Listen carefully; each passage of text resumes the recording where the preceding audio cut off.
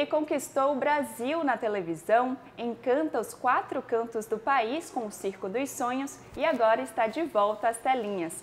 Hoje o GPS Entrevista do GPS TV é com Marcos Frota, que está aqui em Brasília com o Circo dos Sonhos no mês de setembro e vai contar tudo pra gente. Oi, Marcos, prazer falar com você. Prazer também estar aqui, poder conversar um pouco contigo sobre tudo. Muito obrigada por nos receber.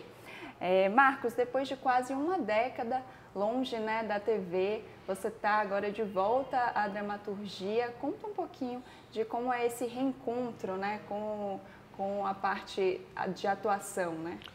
Bom, eu costumo dizer, sabe, que o teatro e a televisão é a minha profissão. O circo é o exercício da minha cidadania. E também é um encontro com uma paixão muito grande, desde criança, que eu tenho pelo circo e tal, né? Mas a minha profissão, eu sou um ator de formação, né? Aliás, estou completando 70 anos de idade, 50 anos de carreira. Agora, nesse ano de 2025, eu comecei em 1975, né? Então são 50 anos ininterruptos, né? Quando eu comecei, não parei mais, né? Só sei ser ator, gosto de ser ator, é a minha profissão, é a minha maneira de ver o mundo, é a minha maneira de contribuir para que o nosso Brasil seja cada vez um pouco melhor, tal. Então eu confesso a você e a vocês todos que eu estou com uma expectativa muito grande para voltar, sabe? Eu acho que já está na hora dessa minha volta. Eu me encontro bem com a minha vida familiar, graças a Deus, tudo na paz, sabe? O circo implantado, né? A Universidade do Circo que eu criei, lancei aqui em Brasília, na Esplanada dos Ministérios, com a presença da dona Ruth Cardoso, então primeira-dama do país naquele momento, né? Esposa do presidente Fernando Henrique Cardoso. A semente foi plantada aqui em Brasília. Hoje a Universidade do Circo é uma árvore frondosa, com muitos frutos, né? Com muitas, são 1.500 alunos, gratuitamente, com assinatura da Petrobras, dentro da área de responsabilidade social e ambiental. Então, missão cumprida. Estou à disposição para receber um personagem, sabe? Poder estar de volta com os meus colegas. Eu sinto saudade, sinto falta do ambiente de gravação, sabe, dos ensaios, e você voltar para casa e ficar pensando no personagem. E esse encontro que tem entre quatro fatores fundamentais para a construção de um produto de teledramaturgia. O primeiro é quem escreve, né? O segundo é quem dirige, o terceiro é quem interpreta, e o quarto pilar é quem assiste. Então, é nesse encontro que você vai desenvolvendo e construindo a história de um personagem, de uma trama, né? Envolvendo o nosso conhecimento da profissão, né? Aquilo que a gente apreendeu, né? Aquilo que a gente observou, aquilo que a gente leva da vida para a arte, né? Então, isso tudo, claro, eu estou aí muito assim, encantado com essa possibilidade de retornar. Eu sei que você não pode falar muito sobre esse trabalho, mas o que dá para dizer agora, só para a gente... Olha, eu aprendi com esses 50 anos de carreira que o segredo é a alma do negócio. Mas que é uma série com o Cauã Raymond. Eu acho que, assim, tem aí, o Cauã é um ator maravilhoso, está num momento espetacular, sou muito amigo dele, né? E estou torcendo muito por ele, por essa novela e tal. Há um movimento nesse sentido, mas tudo vai ser comunicado e compartilhado, divulgado, na hora certa, do jeito certo. A gente está aguardando. É o que eu posso falar agora. Marcos, você tem muitos personagens memoráveis, né? Eu queria ouvir de você qual que foi o que mais marcante aí na sua carreira e que você acha que foi mais marcante para o público também. Tá, bom, as pessoas falam muito do Tonho da Lua, né? É um personagem que me... Agora, eu tive também uma novela das 7 horas chamada Sassaricando, que eu fazia com a Cláudia Raia. A novela tinha um sucesso imenso, imenso. Era uma comédia rasgada, uma comédia para as pessoas se divertirem realmente em casa, tal. E foi um momento assim de muita exposição, de muita, sabe, de muita popularidade, né? Eu também fiz uma novela chamada O Outro, onde eu era o filho do Francisco Cuoco, que recentemente nos deixou, foi nos braços dos anjos, né? Subiu para o céu. E aquela novela foi um sucesso absoluto. Cara. Agora, o Tonho da Lua da novela Mulheres de Areia, ele marcou a minha carreira. Primeiro que ele tirou a máscara da minha vaidade. O artista é muito envolvido com a imagem, com tudo. E o Tonho me mostrou o caminho do exercício do ofício, da arte de representar. E tem uma curiosidade, homem, sabe qual é?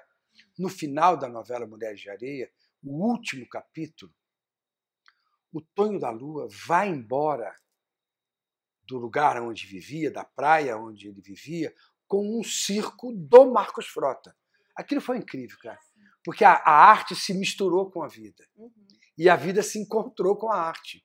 Quer dizer, um personagem que eu emprestei, né, toda a minha atenção, minha sensibilidade, tudo que eu tinha eu emprestei para o Tonho, e o Tonho me reverenciou, me homenageou, indo embora com o meu circo. Quer dizer, isso é um presente dos céus. Acho que é muito difícil repetir isso numa novela, ou num filme, ou numa série, etc. E tal. Isso ficou marcado, né, cara?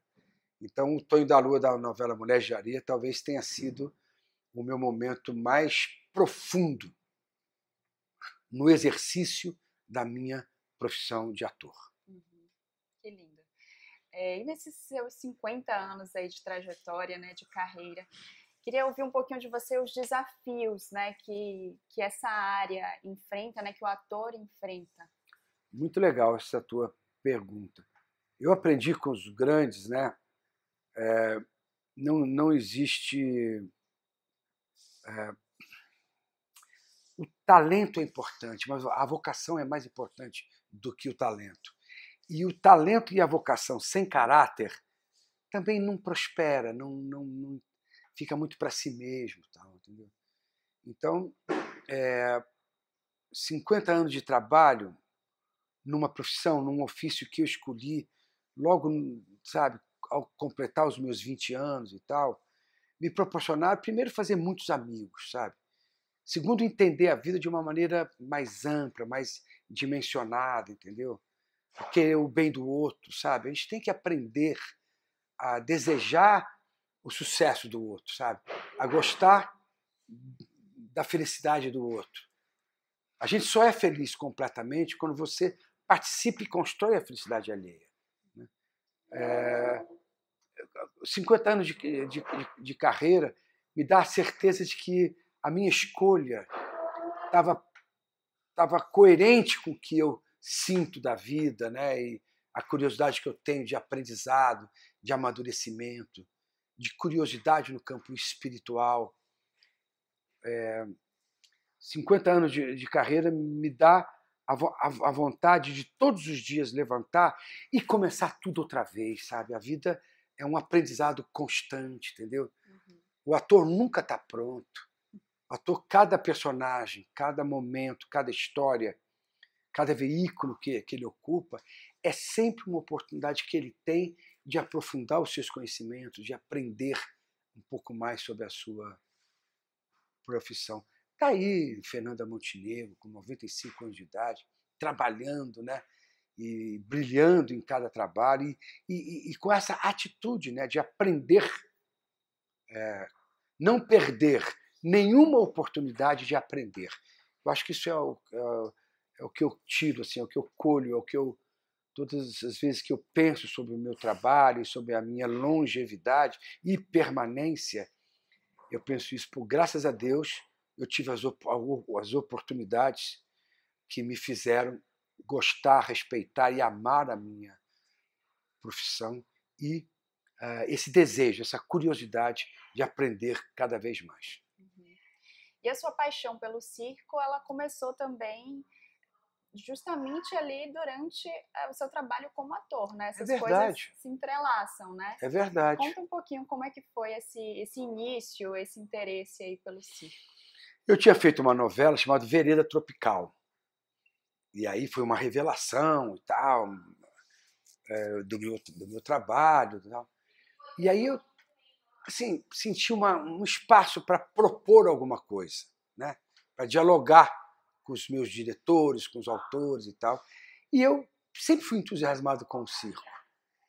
Desde menino, lá no interior de Minas Gerais, sou de uma cidade chamada Guaxupé, no sul de Minas Gerais, e toda cidade, toda vez que o circo passava na minha cidade, eu ficava encantado, assim, inebriado com aquilo tudo, entendendo que a vida era a realidade e o sonho, a fantasia. E aí, quando eu fui contratado pela TV Globo, imagine, né, depois da primeira novela, eu sugeri que a Globo fizesse uma novela que homenageasse ao circo. Não tinha nenhuma história pronta, mas tinha esse propósito, digamos assim. E não é que aconteceu, o Silvio de Abreu... Você que pediu. Eu sugeri. Sugeriu. É como você sugerir uma pauta. Sim. Sabe? Aí vai para uma reunião de autores, de diretores e tal, e a minha pauta sugerida, que foi o circo, ele aconteceu. A novela era Cambalacho, a gente começou a debruçar sobre a história em 85, mas a novela foi no ar em começo de 86, portanto fazem 40 anos, gente. Aí eu vivia um trapezista. Era um personagem pequeno, era um personagem mais engraçado, era um personagem que era mais assim um garoto que namorava e tal, que não tinha assim, um envolvimento com o circo. Ele não era de família circense, como eu também não sou de família circense. A Fernanda Montenegro fazia parte do elenco, e tantos outros, e Cláudio Mazo, Suzana Vieira, Natália do Vale, Edson Celulari, Débora Bloch, que faz brilhantemente agora Odete Reutemann na novela Vale Tudo, Regina Casé. Era um elenco espetacular, cara. E eu era um trapezista. Acontece que eu também não era Marcos Frota, não era um bom trapezista, eu não ensaiava nem nada. Técnica ainda. Eu não tinha. E aí, então, a Rede Globo, muito carinhosamente comigo, como ela faz com todos os atores, ela contratou um professor de trapézio. E eu ia ensaiar o trapézio. Aquilo foi me dando um amor pelo circo, sabe? Eu entendi a profissão, as dificuldades, a formação, as contradições que tem, a itinerância. Não é fácil, não. O circo é de cidade em cidade, é uma vida, sabe, difícil e tal. E eu fui pegando amor por aquilo ali. No final da novela, o trapezista que eu vivia, o Rick Romano, era um sucesso, cara. E aí eu comecei a trabalhar como trapezista em outros circos. Como contratado mesmo, ganhava lá um cachê e tal. E aí, ao entender os outros circos, como funcionavam os outros circos, eu falei, eu vou ter o meu próprio circo. E comecei a fazer uma poupança para comprar uma lona de circo. Imagina, minha família não é de circo. Sim. O fato é que, com aquela poupança, eu comprei um circo, montei o circo, chamei os amigos que eu tinha feito durante a novela, durante as apresentações de circo, para montar comigo uma companhia de circo diferente. Um circo que não tinha animal, por exemplo. Naquele período, no final dos anos 80 e começo dos anos 90, havia já uma discussão junto à opinião pública sobre a validade da presença dos animais no picadeiro, os elefantes, os cavalos, os macacos, os leões, os tigres.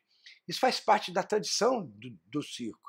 Mas eu, como não era de família circense, e também como dava muito trabalho você manter os animais no picadeiro, eu resolvi fazer um circo sem os animais.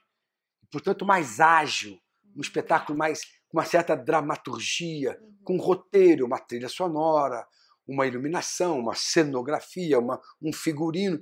Que tudo... é a parte que você já estava acostumado, né? E aquilo que eu aprendi também, Sim. tanto no teatro quanto na televisão. Chamei o Jorge Fernando, aquele diretor da Globo, que está no céu também, que é um amor que a vida me deu, que é uma inspiração, sabe, uma generosidade, é um amigo irmão que eu tive, é um amor mesmo. Eu sinto uma gratidão imensa por ele. Com ele eu fiz Vereda Tropical, Cambalacho, Era uma Vez, A Próxima Vítima, Tititi. Eu fiz tantas novelas com o Jorge. E ele tão generoso, sabe? Enfim. Ou seja, o Jorge Fernando veio para dirigir o circo, e o circo, imagina. Há 40 anos eu comecei, em 2025, está aqui, fizemos o plano piloto, né, ali no jardim, no Parque Rogério Piton. Estamos aqui no Tagua Park. Tem uma universidade do circo hoje. Eu nunca pensei que eu ia permanecer tanto tempo no circo. Que o circo ia tomar conta de mim, né? Era uma paixão, mas virou amor. E o amor, gente, é para sempre. Fala um pouquinho sobre essa temporada aqui em Brasília, né? Bom, a gente fizemos Valparaíso, Parque da Cidade, Parque Rogério Piton, Ceilândia e agora aqui no Tagua Park. O circo nos dá essa possibilidade, a oportunidade de você caminhar, sabe, itinerar, tanto pelos estados todos, né, quanto numa cidade como Brasília, por exemplo, que tem o seu plano piloto, que tem os seus shoppings, mas também tem um entorno muito ávido de programas, né, principalmente um programa para a família, né. Eu estou muito encantado, sabe, em poder ocupar o Tagua Park, que é um lugar de lazer, de entretenimento, né, com estacionamento, com segurança, com iluminação, tudo para permitir ao público uma experiência prazerosa, sabe? Você sai da sua casa, você pega os seus filhos num domingo à tarde e vai até o circo. Quer dizer, você vai ao encontro de uma experiência, sabe? Aquela experiência, ela tem que te responder, tem que te acrescentar em alguma coisa. Então a gente realmente capricha, sabe? O Circo dos Sonhos aqui no Tagua Park é um musical circense, é um espetáculo que tem toda uma concepção, tem um propósito, que é tirar um pouco o celular da mão das crianças, porque estão em fase de formação, de caráter, de personalidade, até neurológica. Sim. Então não pode ficar o tempo todo ligado, sabe? Isola muito a criança. A criança precisa ter o hábito, a vontade, o prazer de fazer amigos, de trocar experiências. De brincar. De brincar. Errar, acertar, como todos nós, né?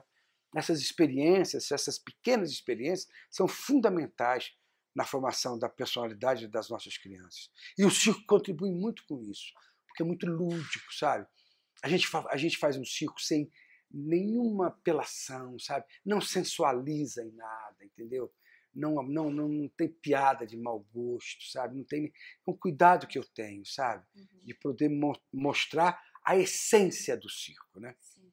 A alegria, a superação, né? A adrenalina, os números, você fica encantado, você se envolve com aquilo, sabe? Mas aí isso não precisa ser de uma forma apelativa. Sim. E nem grosseira, sabe?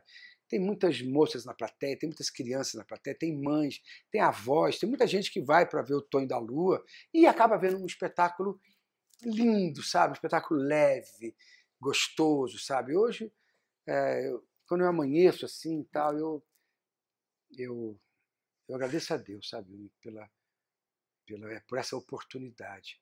Eu sinto que os meus colegas e a própria empresa, né, que me formou, que é a TV Globo, eu sinto deles um carinho muito grande por mim, sabe? Pelo fato de eu ter abraçado essa causa circense, levantado essa bandeira do circo no Brasil, né? Eu sinto do público, dos meus colegas, um respeito muito grande, entendeu? E a gente luta mesmo, sabe? luta para que o circo encontre, por parte do poder público, todo o respeito, todo o amparo, todo o acolhimento. Todas as cidades que eu chego, eu vou visitar o prefeito, vou visitar o administrador, vou visitar um governador, levo os ingressos, envolvo as secretarias. Para quê? Para que eles possam ter pelo circo um olhar respeitoso e apoiar com água, com luz, com terrenos limpos, com segurança, sabe?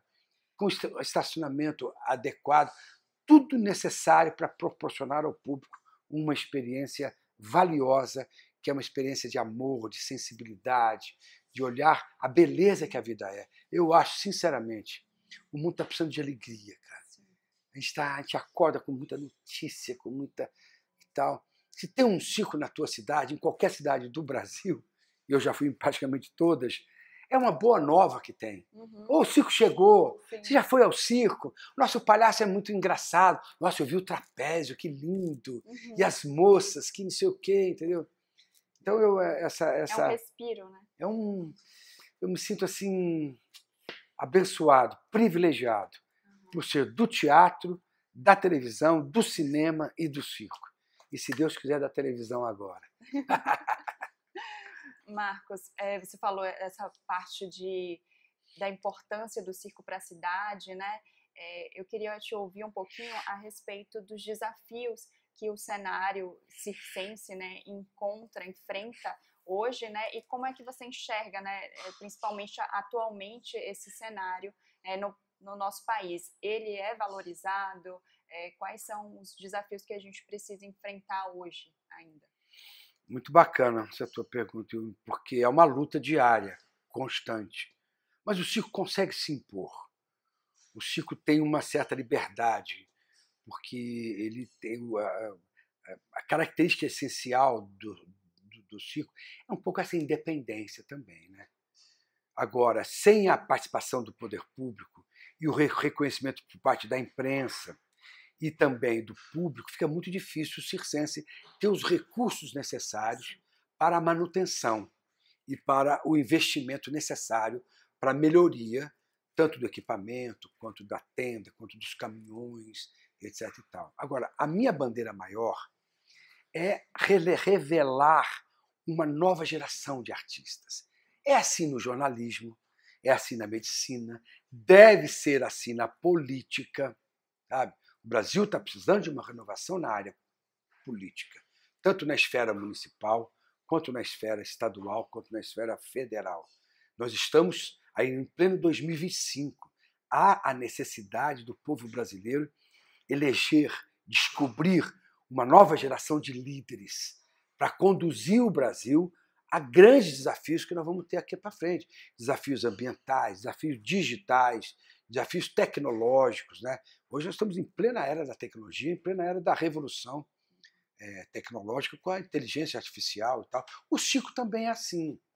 O circo precisa de uma renovação, sabe? De talento mesmo, mas não só no picadeiro. Também precisa de gestores, comunicadores, sabe? E é difícil achar? É difícil, porque para você abraçar uma vida circense, abraçar uma carreira no circo, você precisa abrir mão de uma série de outras coisas, entendeu? A vida do povo do circo não é uma vida normal, sabe? As crianças, por exemplo, como é que as crianças do circo vão à escola? Se eles estão indo de cidade em cidade. Às vezes fica 4 dias numa cidade, às vezes fica 4 meses, às vezes fica um dia não, um mês, uma semana. Como é que vai ter um currículo, né, capaz de dar para aquela criança a continuidade de conteúdo escolar que ela precisa ter para ir absorvendo conhecimento e informação? É muito difícil, pô. Aí a mãe e o pai, que já tem uma vida sacrificante no circo, ainda precisa ter com relação aos seus filhos essa preocupação de pegar os seus filhos, levar na escola, conversar com os professores, os diretores, porque é uma condição especial para essa criança. E aí as escolas às vezes não aceitam.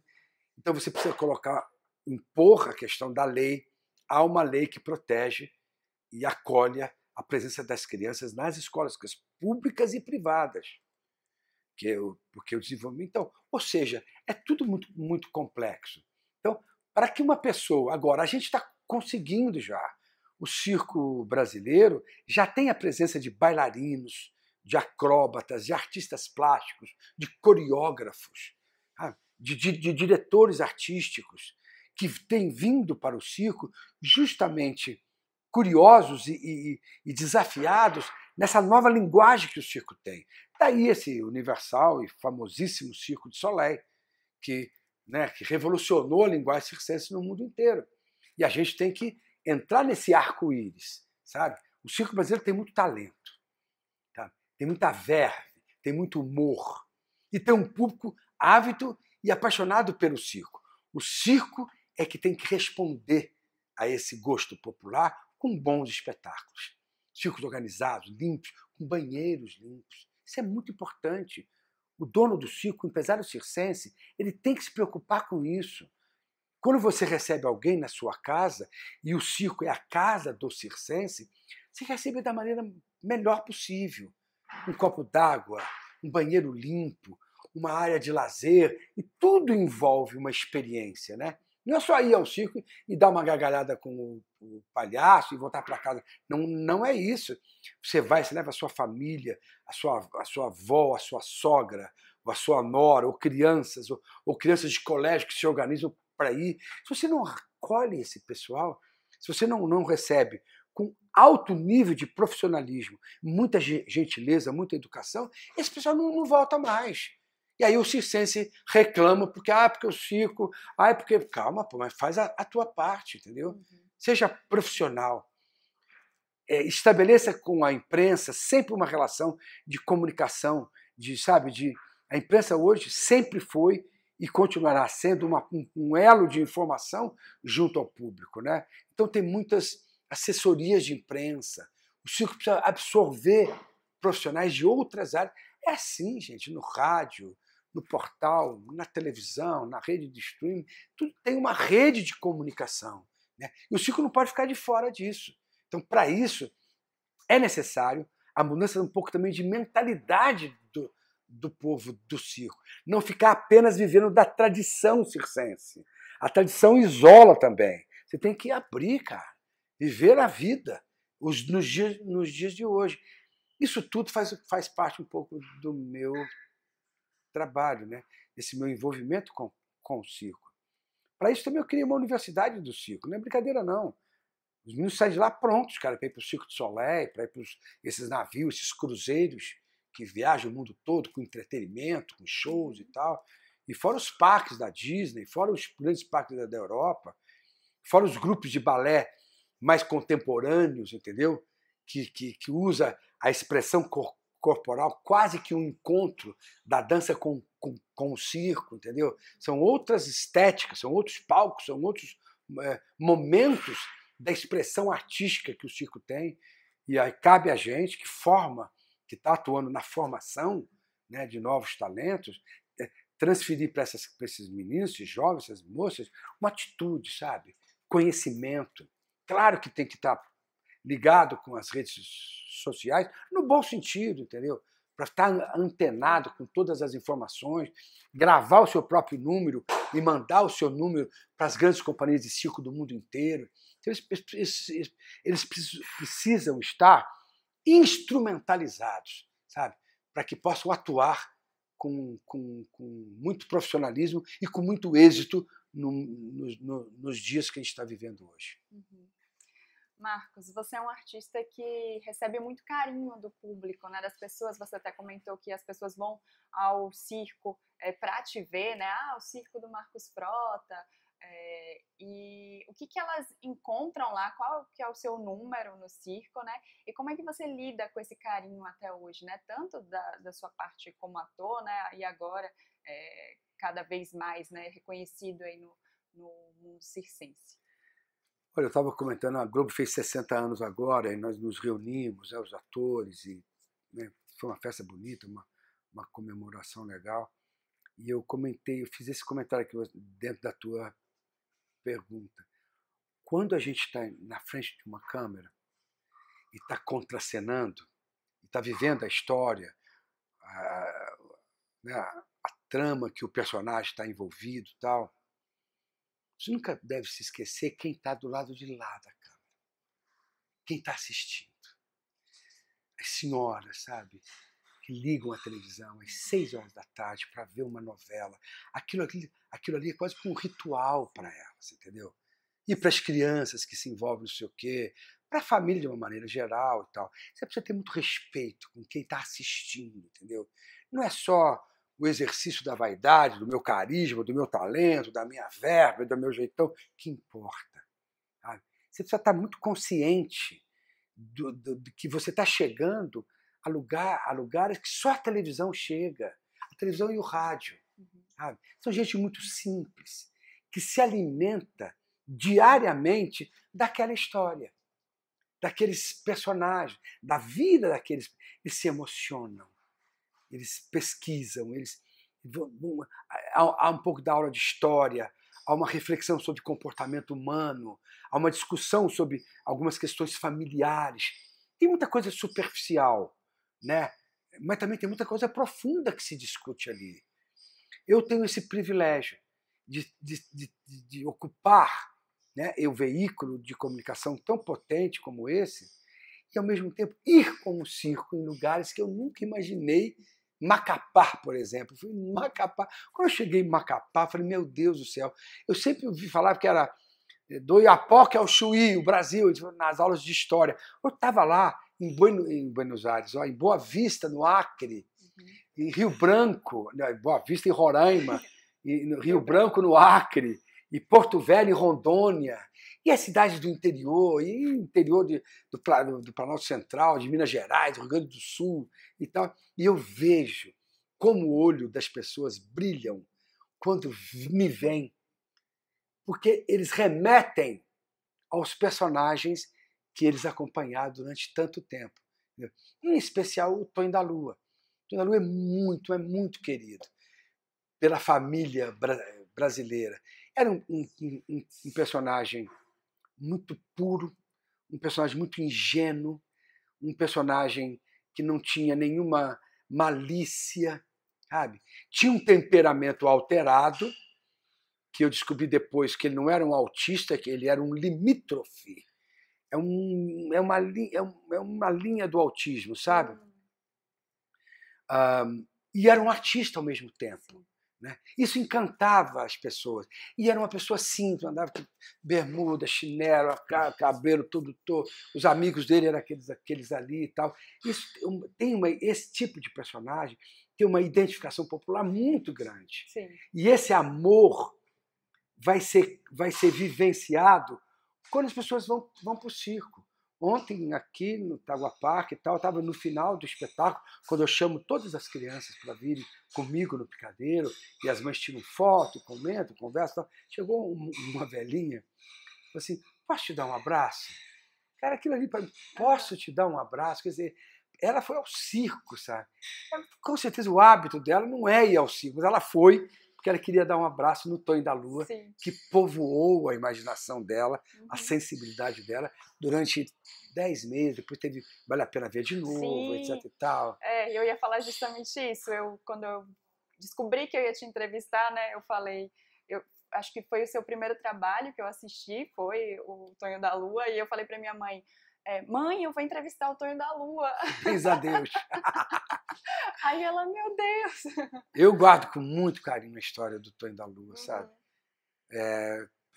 A novela me levou para o mundo todo, em várias outras línguas, né? Eu teve um momento difícil na minha vida quando eu fiquei viúvo, né? Eu contei até essa história no Fábio Porchat. Depois você levanta aí por curiosidade. Eu contei essa história, porque agora já passou algum tempo, né? Você tem um pouco mais de espaço interno para poder falar. E eu estava, imagina, era o final da novela, né? E eu encontrei no Tonho da Lua um tecido espiritual para poder entender também um pouco mais aquele momento. De muita dor, de perda, mas também de iluminação, né? Porque quando a dor ela purifica o espírito também. A gente tem que estar atento, enfim. E o Tonho da Lua, eu sou muito grato a ele, e principalmente naquela curiosidade que eu falei, né? ele embora com o meu circo. Isso aí foi uma... Quando a Ivani Ribeiro e a Solange, quem escrevia as novelas, me ligaram, falou: a gente tem uma surpresa para você nos últimos capítulos. Eu nunca imaginei que o Tonho da Lua, porque ele era um artista plástico, ele era um escultor, né? Então, eu nunca imaginei que o circo poderia ser a cura de um menino como aquele. Ele foi sozinho para o circo, não foi com família, com nada. Ele se aventurou, se entregou aquilo ali. Isso foi incrível, foi incrível, incrível. Ontem eu fui participar de um aniversário de uma senhora muito importante aqui em Brasília, ligada aos laboratórios Sabin, né? E aí alguém comentou lá comigo, falou: Marcos, por que você foi embora e deixou a moça lá na praia e foi embora? Eu falei, dando bronca em mim. Como é que você deixou a moça lá? Eu falei: ó, não foi eu não, foi o Tonho da Lua. Não concordo. Eu falei: mas ele foi embora com um circo, ele foi embora com a arte, ele foi embora com essa emoção que eu estou sentindo falta agora. Sabe? Tá na hora de eu voltar. Sabe? Eu quero emprestar outra vez, com muita humildade, com muita disponibilidade, tudo que eu aprendi da minha profissão para construir um novo personagem e contribuir para que esse personagem ajude a contar uma história, sabe? E aí essa é o meu momento agora, sabe? Sim. Eu sinto que eu tô quieto, eu tô em silêncio, eu fico mais no quarto de hotel, procuro sair menos, sabe? Eu estou buscando dentro de mim um espaço novo para que eu possa oferecer esse meu espaço a um personagem que se aproxima agora, né? Tá um pouco cedo de falar sobre isso, mas se você me perguntar: Marcos, você está se preparando para voltar para a televisão? Eu falo para você: estou me preparando. Estou lendo, estou observando, estou acompanhando o movimento das novelas, do streaming, das minisséries, das séries e tal, ver qual é a linguagem, que tipo de enquadramento tem, sabe? Como é que faz? Porque é uma coisa interessante que eu escutei esses dias. No teatro, o que importa é a palavra, é o dizer. Na televisão, no cinema, o que importa é a escuta. Você precisa saber escutar para depois você contracenar com a pessoa. Não adianta você brilhar se a cena não aconteceu. É a cena que precisa, né? A história é contada através de uma sequência de pequenas situações do cotidiano daqueles personagens, né? Então eu estou me preparando para esse momento, sabe? Aguardo assim com muita... Não é mais a questão da popularidade que importa, entendeu? Não é uma questão estritamente financeira. É claro que nós somos profissionais, né? E devemos ser remunerados pelo nosso trabalho, mas não é prioridade, entendeu?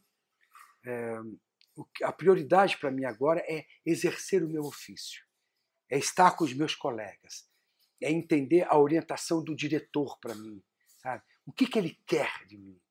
Como é que ele vê o meu personagem? Eu não posso estar com um personagem pronto, cristalizado. Eu tenho que saber qual é a visão do diretor, porque o diretor é como se fosse um regente. Ele toca aqui: vai você, Yumi, com a flauta. Atenção, bateria, sax, violinos. Então ele tá. Então eu sou um violino. O personagem, o ator, é apenas... Você agora, violino! Ele quer aquela nota do violino. E você tem que estar pronto para tocar aquela nota que ele pediu. Porque ele, como maestro, ele sabe o que ele quer do todo da cena. Conduzir. Né? Conduzir isso tudo, entendeu? Eu sinto falta disso. Mesmo, eu me arrepio todo. Eu me emociono com a possibilidade de voltar agora. E olhar para os meus colegas, sabe? De todas as gerações. Porque você aprende com cada um deles. Você tem os colegas mais jovens que estão em busca de um reconhecimento, né? sabe, do sucesso, da tal. Então tá lá com toda a garra para poder fazer e tal. Você tem os caras que já estão consagrados, etc e tal, e tem os veteranos. Aqueles que já estão numa outra fase da vida, que já estão num outro momento, que já passaram por todas as etapas e tal. Então você contracenar, conviver com cada um deles, você não pode desperdiçar essa oportunidade. Então, se eu tenho uma oportunidade de voltar para a televisão agora, você pode ter certeza, eu vou agarrar com todas as minhas forças, cara. Muito obrigada, Marcos. Obrigado, viu? Obrigada. Obrigado pela oportunidade, tá? Imagina, foi ótimo, uma honra. E esse foi mais um GPS Entrevista da TV GPS. E, claro, se inscreva no canal para não perder nada e acompanhar todos os nossos outros vídeos. Tchau, tchau!